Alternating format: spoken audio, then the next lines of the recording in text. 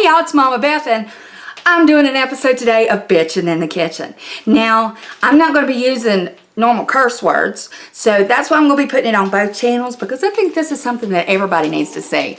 But I still am a little pissed off about it, but I'm not going to use the curse words and the F-bombs. I'll try real hard to stay away from those, but I am going to be using some words that a lot of people are really uncomfortable with. One is discrimination. Second is vagina, menstruation, period, tampon, uterus, lining, blood, bleeding. You get the gist. Yeah, we're going to talk about that today, and we're going to talk about things that are unfair and things that are going on around the world. And if you're a guy, stay tuned. I promise it won't get too, well, it might get a little squeamish, but I'll try not to make it too squeamish because every good man out there understands what it is to have a girlfriend or a wife who has her period and the things that she needs during those times. And also, if you have a wife or a girlfriend who is going to, well, we all do, from 12 to, what, 51, that's the average, you're going to need to know how expensive this is. And I'd like you to pay attention. But first, I want to talk about our attitudes. Y'all hush now, don't run this video. You know there are people that don't like dogs barking. Let's start this video off with the fact that I'm a Housewives fan. Y'all know it. I love the Housewives.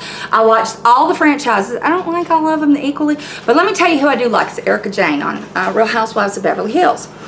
And the other week, Erica was having a real bad period.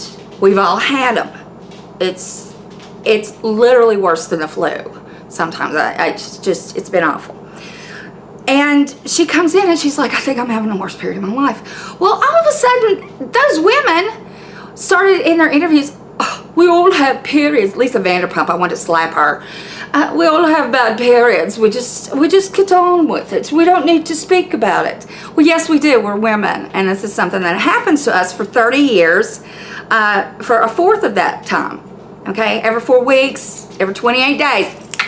Unless you're pregnant or something's going on, you're going to have a period. And we should stop making out like there's something wrong with speaking about it. Like there's, like it's a sickness. We're not sick when we have our periods. We feel like crap. Yeah, and we need some special treatment. But it's not like we're talking about having the bubonic plague. We're not contagious. We just need some care and we need some extra products. Okay, now let me explain in case you're not a Housewives fan and you missed that episode, which if you're not a Housewives fan, you really need to get Bravo. And Erica came in and she was talking about that she just didn't feel well. Well, they all got their bedrooms, and I guess she wasn't thinking, but white sheets, white everything, white bed linens, cover, everything. And I don't know if there was a bathroom attached, but that's also something that you have to think of if you're having a really bad period. And yeah, we're going to say period a lot. She told the girls at that evening at the meal, she said, you know what, I'm going to go to a hotel because I really don't feel well. Look, she didn't feel like running up and down the beach or getting drunk in the moonlight or, you know, sitting there and yabbing, you know, with the girls. She was not feeling well. We all know how that feels. Therefore, we should be a little more sympathetic to our sisters, don't you think? No. Those bitches sat there and said, that was weird. Okay, so she's having her period. That's weird. I don't know why she would leave like that. Well, because first of all, she didn't want to ruin your sheets. She didn't feel like socializing. You know what? If Teddy had been a really good hostess, which she admits that she doesn't do the whole house guest thing and the girls trip thing. She's not used to doing that. And it's very obvious because when poor Erica Jane comes back the next morning, I mean, she went to a DoubleTree. This woman stays at the best hotels all over the world. She went to a DoubleTree, took a shower, and went to bed.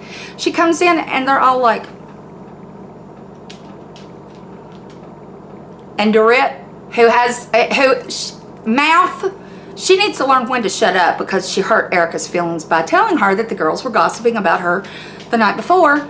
But Dorit is like, oh, I don't want to get on her bad side, so I guess you're just gonna be the bone carrier as the Sheree is in Atlanta. But anyway, she tells them, and Erica's like, why do you think it was weird? Why are you acting like this? You know, a good hostess Teddy'd been a good hostess. When Erica came through the door, she'd have handed her a glass of orange juice, 2 Milo, and said, come on in. And if she'd have been a really good hostess, when they were saying, well, why did Erica leave? She's like, she could say, which I would have done in a heartbeat, because y'all know mouth here. I'd have been like, she's having a bad period. Leave her alone. It's not weird. Thank goodness she doesn't want to ruin my sheets. All right, because we've all done that too. All right, we've ruined underwear, we've ruined pants, we've ruined skirts, we've ruined sheets. You name it. If it was there, you know, a woman has blood on it, most likely. You know, if hopefully not the one you're sitting on or the one you're wearing, but it happens. That's why she went to the hotel. She was being considerate. I for one was like, you go, girl. That's the way to handle it. But Teddy didn't handle it right. Teddy got her feelings hurt because when Erica, rightfully so, said, you all shouldn't have been gossiping about me. I don't understand why you would say anything about it. And then Teddy comes over and like tries to pet her when she's the one that should have been taking control of the conversation. Erica's like, I don't need to be petted. This is me being hurt. Just leave me alone. And then they all got the heck out of there. Okay, why is it that these women who are all in their 40s and 50s are acting like 12-year-olds waiting on their first period, and which friend has it first? We all did that. Who did that? I did that. Who got it first? You know, which one got it first? Who got it later and was like, am I ever going to get my period? Am I ever going to hit puberty? We all worry about it from the time we're like 9. I think one of my friends started at age 9. Most of us start. It's the average age 12. All right, but I remember there used to not be a lot of feminine products on, and I'll just say feminine products because I'm talking about Midol, tampons, Tampax, Playtex, panty liners. The word panty liners would send me out of a room if my dad was in there watching TV with me. I was so embarrassed. Why? You know, it's a normal bodily function. So why are women embarrassed? Why are we shamed? You know, if you look into the religious teachings, they tell the woman that during her time of the month she has to go live in another tent. She's not allowed to sleep with her husband. Yeah, all y'all need to go read Leviticus if you want to understand that if you sleep in the same bed with your wife while she's having her period, you're going to hell. Okay? That makes a lot of sense, doesn't it? So I guess we're all sinners. But anyway, you know, I'm a Christian, but I don't believe some of the stuff in the Bible. I think it's a far-fetched. But anyway, women are treated like we're dirty or unclean during the time of our period. We're not. We're not. We may ruin some underwear. You know, we may feel like crap. We may be evil. Because I know PMS can hit you like a ton of bricks. But there's no reason for us to teach our daughters and for them to teach their daughters that there's something wrong with us. Now, I'm going to go into some facts here for a minute, and you know I always have my trusty notes on my phone so I don't screw anything up and tell y'all something wrong. We're going to talk about the price of a period and how it affects, how this, you know, this attitude toward menstruation, you know, it affects women throughout the world. And I'm not going to go put on a pink hat and march. I think that's stupid. I'd rather write letters and call people on the phone because, frankly, I'm not marching anywhere on my cane, although my cane's pink. But no, I'd rather talk to you here. And I hope if you have daughters and sons that you'll bring them and, you know, sit them down and say, listen, this is what goes on. And you need to be a little more compassionate and loving to the women in your life when they're going through this, okay? I'll be right back. Okay. Now, you know I love facts and figures. I can't do math for crap, but I really like when we break it down to the statistics. So, how much does a period cost you? How much does it cost to have a vagina and a uterus and fallopian tubes and ovaries in a lifetime? Have you ever stopped to think? Well, let's get down to brass tacks. You know, a recent experiment, and this is from the Huffington Post, Washington Post, Jezebel.com. There are about 8 websites that I went to make sure that I had the facts on this correct. Hang on, let me open it back up. When you look at it, you can't look at just sanitary napkins, Kotex, pads, panty liners, tampons. You need to look at everything that comes with it. And it depends on each place. But let's take it down to the numbers. Okay, on average, a woman has her period 3 to 7 days a month. And the average woman menstruates from, say, on this we're going age 13 until age 51. Okay, now some went 12 to 50, but same difference. That means the average woman endures 456 total periods over 38 years, or roughly 2,280 days of her life where she's going to be miserable. That's 6.25 years of her life. Now we know the average woman's lifespan is between 77 and 78 years. So that's a lot of time. All right. Let's start out with Midol. You can only take up to 6 caplets a day, and cramps usually persist for about 2 days. There are 40 caplets per package of Midol, which costs $8.99 at Walgreens, according to this. 12 caplets times 456 periods equals 5,472 caplets. At 40 caplets per container, that's 136.8 Midol purchases times $8.99. That's if the price stays the same. So over your lifetime, just for Midol, for 2 days in your period, you're going to pay $1,229.83. Tampons. There are other options, okay, but let's face it, 70% of women use tampons. And you're instructed to change your tampon every 4 to 8 hours, so we'll use 6 hours as the average. A box containing 36 tampons costs $7 at Walgreens. Now that's for the store brand, that's not for the good ones. 1 tampon every 6 hours equals 4 tampons a day, 5 days of a period, 20 tampons per cycle, 456 periods, that equals 9,120 tampons. At 36 tampons a box, at the cheapest price available, and that's the in-store brand, you're going to pay, oh gosh, $1,773.33. Panty liners. Now, some women prefer pads, and some combine tampons with panty liners, which that's just smart to do, as a backup. If you can afford it, do it. For our purposes, we'll say that women use an average of 5 liners per period. A box containing 36 panty liners costs $7, and that's, once again, for the generic at Walgreens. 5 liners per cycle, 456 periods, equals 2,280 pads. At 36 pads per box, that's 63.3 boxes times $7. Once again, cheapest, and if the price doesn't change, it's $443.33. Okay, we've talked about the oopses.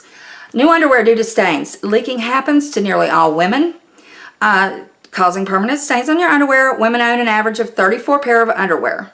That's an average. I don't know where they got that average from, but that's probably about right. And we'll assume each woman bleeds through 1 pair of underwear per period. Sometimes it's 1, sometimes it's more, and sometimes you get away with none. But 1 for this.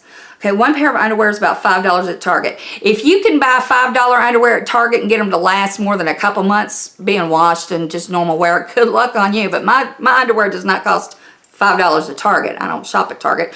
But, well, I haven't in years. We just don't have one near us. I'm not being a snob. But my underwear is a lot more expensive than that. But they're going the cheap route. So one $5 pair of underwear per period times 456 periods in a lifetime is $2,280. Okay, now we all know that right before your period you want something sweet, sugary, chocolate. Okay, they even added that in. 1 bar of chocolate per period, 456 periods in a lifetime, $2 per chocolate bar, that's $912. Acne medication for breakouts. Well, no, we get that one zit at least. You know, I never broke out except for right before my period to get a little bitty one. And I have a really good skin, thank God. But, yeah. So you're going to need some basic acne medication. They use Neutrogena Spot Cream, which costs $7.49 at the time of this study. It would last an average of 3 years if only used during that time a month. Good luck on that. 38 years of periods divided by 3 years, 2.6 times $7.49 per tube. That's $94.87. You're paying $100 for acne cream just break for your period. Only to use during your period. Y'all hush. Mama's talking. I'm trying to make sense. Birth control. Now remember, this is not just how much your period costs. We want to make sure that everything's okay. Because if you have a period, you have a uterus and you have a cervix and you need to get regular checkups. You also need to be on birth control. Now, studies show that 80% of women use oral contraceptive at some time their lives, the monthly purchase adds up.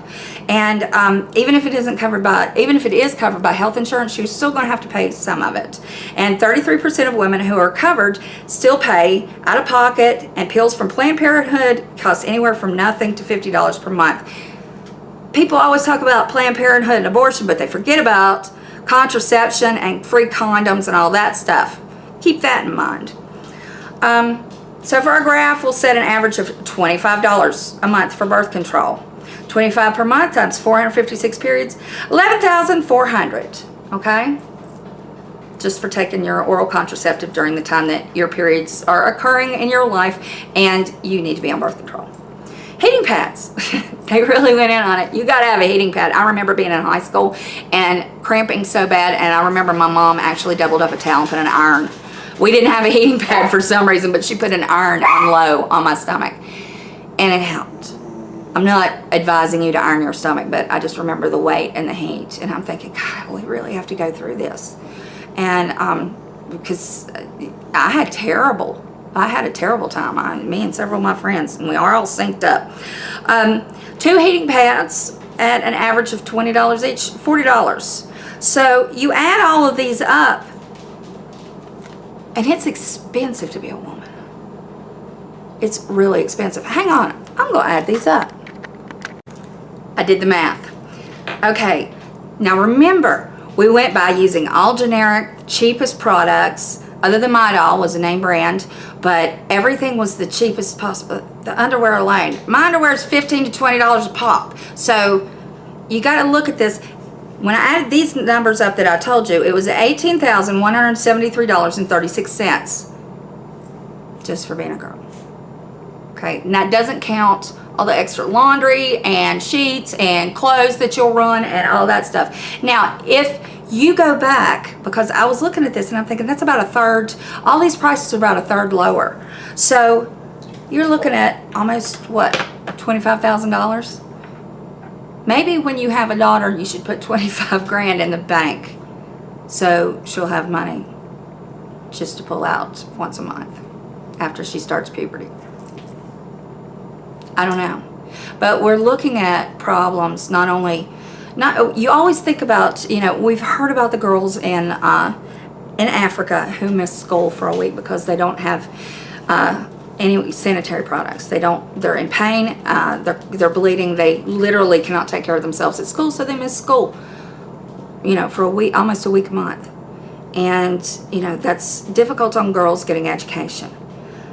But it doesn't happen just in Africa and a faraway village where the girls, you know, are beautiful and long-limbed and, you know, have ebony skin and, you know, go to a school and, you know, and you think of that and you think that's so different than us. But you know what?